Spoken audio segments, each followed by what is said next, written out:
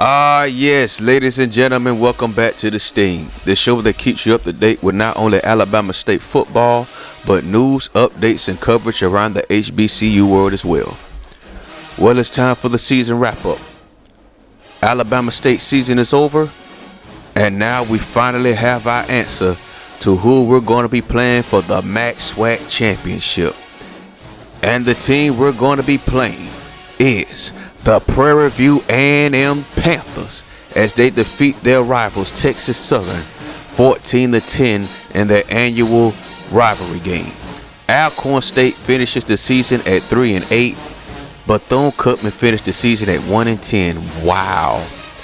Alabama A&M finished at 1-10. Mississippi Valley State actually went 4-7. I don't remember the last time Mississippi Valley won 4 games in real life. Florida A&M defeated Southern 31-24. They really need to bring this rivalry back. Memphis over Arkansas Pine Bluff 30-21. And then you have Jackson State finishing the season at 8-3 after defeating Grambling, who are now 2-9 on the season. My goodness. But yeah, back to Florida A&M and Southern. Bring that rivalry back, because that game used to be in Atlanta every year in the 90s. Meanwhile, over at the Sun Belt, aka the MEAC, North Carolina State just had their way with North Carolina A&T. Alabama finishes the season being bowl eligible after beating Delaware State. Houston Goose Ed Howard, who went 0-11. And then Southern Miss defeated Tennessee State 41-31. Tennessee State hasn't been bad in this series so far. So we have breaking news out in Georgia. The Georgia Tech Yellow Jackets, the Rambling Wreck, defeated the Georgia Bulldogs 38-35. And that's going to shake up the BCS rankings. So now Tennessee is number 1, followed by Virginia Tech at number 2. The Florida Gators are ranked at number 3.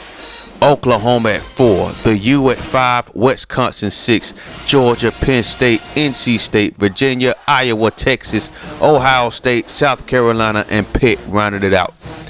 Marcus Pearman is now in first place in the Heisman hunt. It looks like he's about to run away with it. I think it's between Pearman and Chris Leak. After week 14, Lance Franklin wins National Defensive Player of the Week with 16 tackles and 2 sacks. And Patrick Johnson wins SWAC Offensive Player of the Week, 8 receptions for 160 yards in their win versus Southern.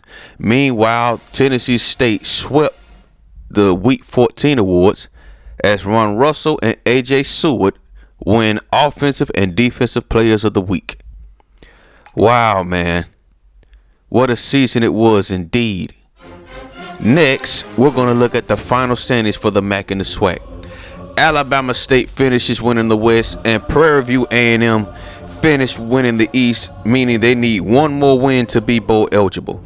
So let's go back to this Georgia Tech-Georgia game. Georgia Tech went on and scored 24 points in the second quarter, going away with it. And at the end, it was just too late for Georgia. So with that said, now the Virginia Tech Hokies have a chance to punch their ticket to the national championship game.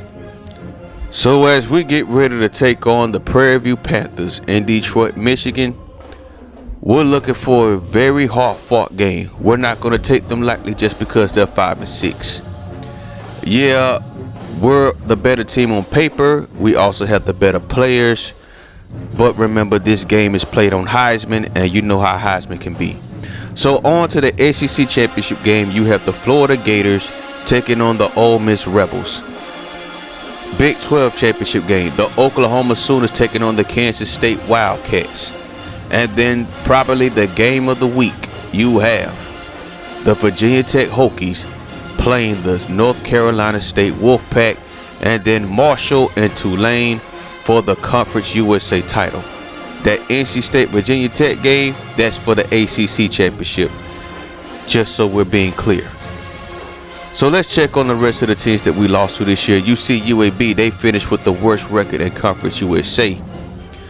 Meanwhile, over in the Independents, Temple had a better record than Notre Dame. Temple actually finished at 7-4. We did one game better than they did.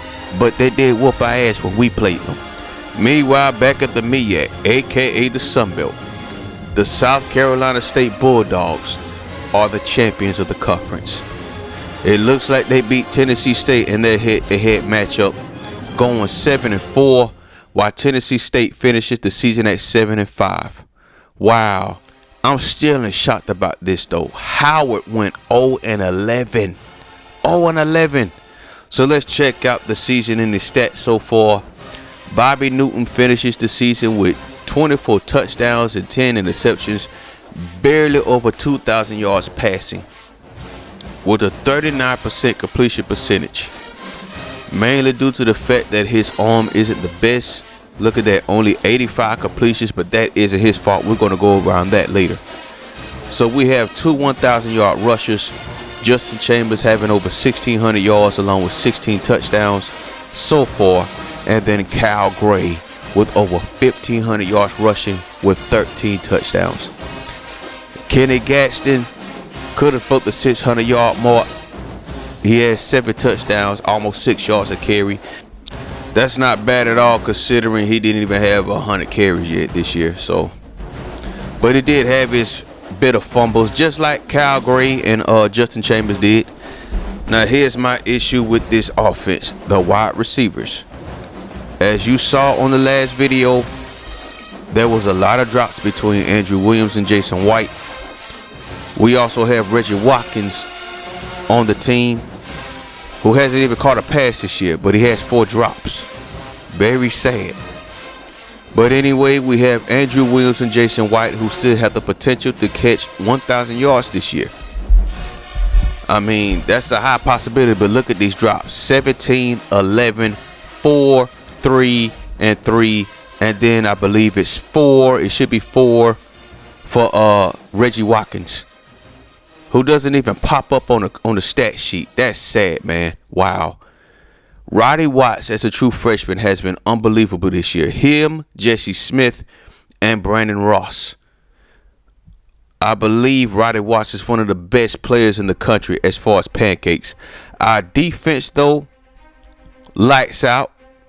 Gave up a good bit of points. I believe our leading sack leader is Blake Rollins with 14 sacks so far this year. And I believe Blake Stovall leads the team in interceptions with 3. Now, one thing I can't say about this defense: we are young. There's a lot of freshmen on this team. There's still a lot of growing to do. But we was able to make some turnovers. We was able to get in the backfield, set the quarterback, do some big things. We're doing some big things here at Alabama State. And look at the pass deflection. Look at Jason Moore. He's number 1 in the country as far as pass deflections.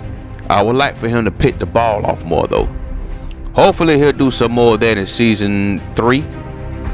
Hopefully, as his team continues to grow. But that concludes the Sting. Join us next time as we get ready for the SWAC Championship Game. It's going to be a good one. Thank you for watching. Peace.